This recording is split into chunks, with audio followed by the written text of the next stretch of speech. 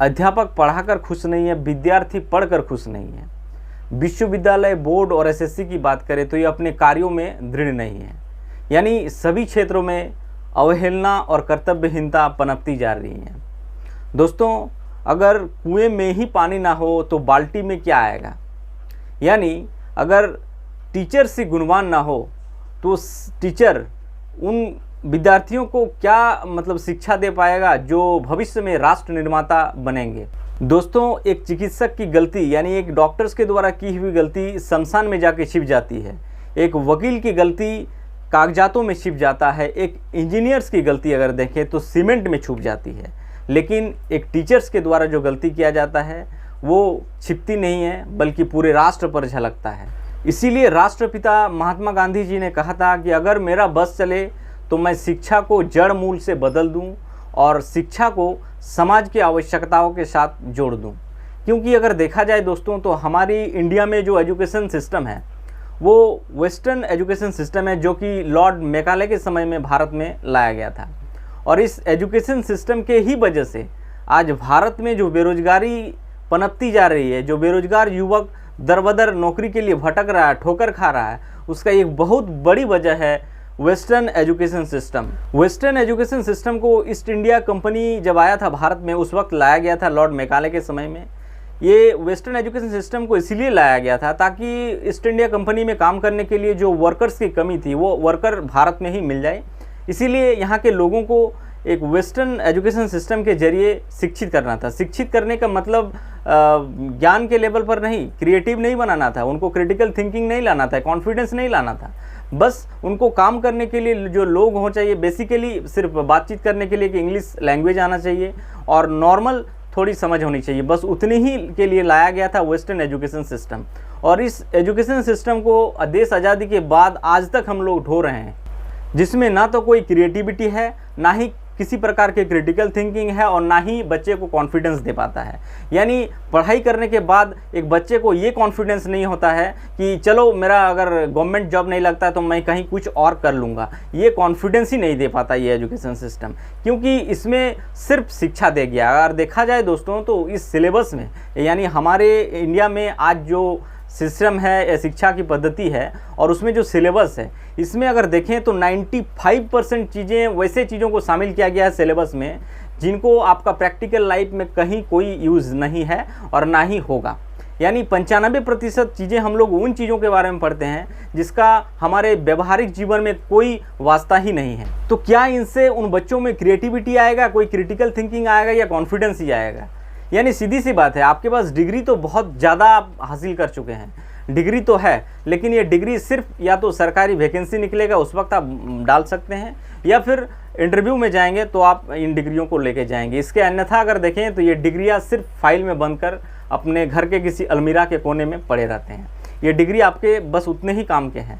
यानी आपके पास एजुकेशन तो है, डिग्री तो है, लेकिन स्किल नहीं है, जिस वजह से आपको कहीं नौकरी भी नहीं मिल पाती है। दोस्तों, ASR की रिपोर्ट को अगर माने तो ASR की रिपोर्ट के हिसाब से भारत में 83% इंडियन ग्रेजुएट जो है वो नौकरी के काबिल नहीं है।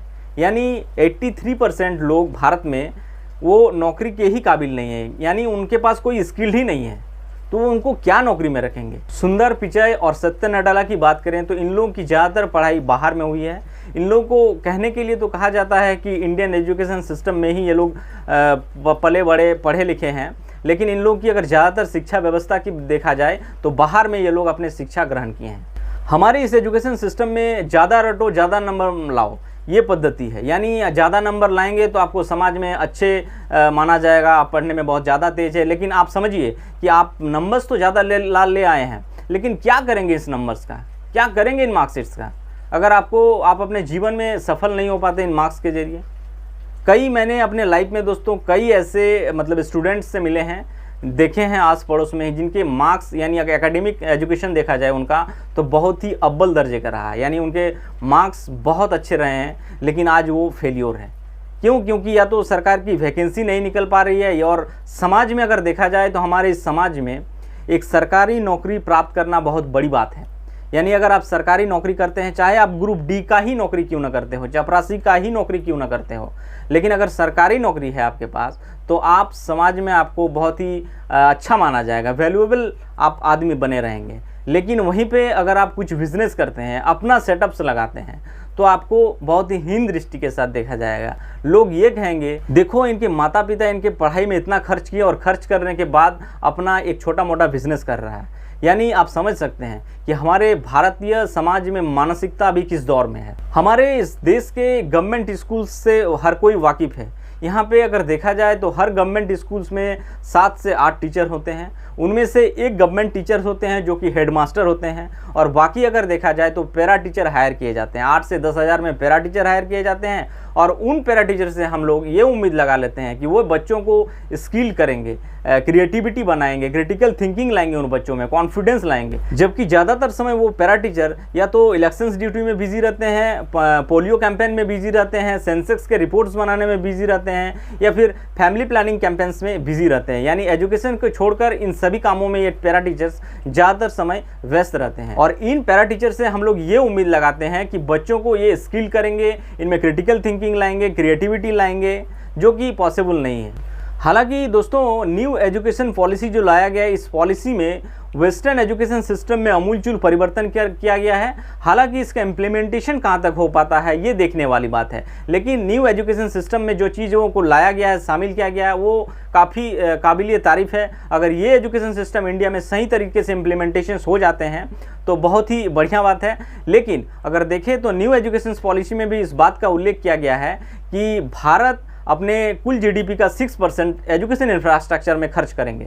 अगर देखा जाए, ये बात कई बार रिपीट हुआ है। 1968 में भी ये बात कही गई थी कि भारत अपने जीडीपी का 6% एजुकेशन इंफ्रास्ट्रक्चर में खर्च करेंगे। 86 में भी ये बात कही गई थी, लेकिन आज तक ऐसा हो नहीं पाया है। वहीं पर भारत के 2 पड़ोसी मुल्क भूटान और नेपाल अपने जीडीपी का 6% कंटिन्यूसली एजुकेशन इंफ्रास्ट्रक्चर पर खर्च कर रहे हैं। आउट ऑफ 197 कंट्रीज में भारत 143 रैंक पर है एजुकेशन के मामले में खर्च करने में। दोस्तों, आज का जो शिक्षा व्यवस्था है वो हम में से हर किसी को कलम का कारीगर बनाकर एक प्रमाण पत्र तो दे देता है, लेकिन जीवन के क्षेत्र में एक सबल आधार नहीं दे पाता है, जिस वजह से आज के दौर में हर एक छात्र अपने सिर पर इन डिग्रियों का बोझ लिए हुए जीवन की सड़क पर चलते चलते थक जाता है। परंतु ये डिग्री और ये फाइलें ना ही उनको जीवन में जीवन जीने का कला सिखा पाती है।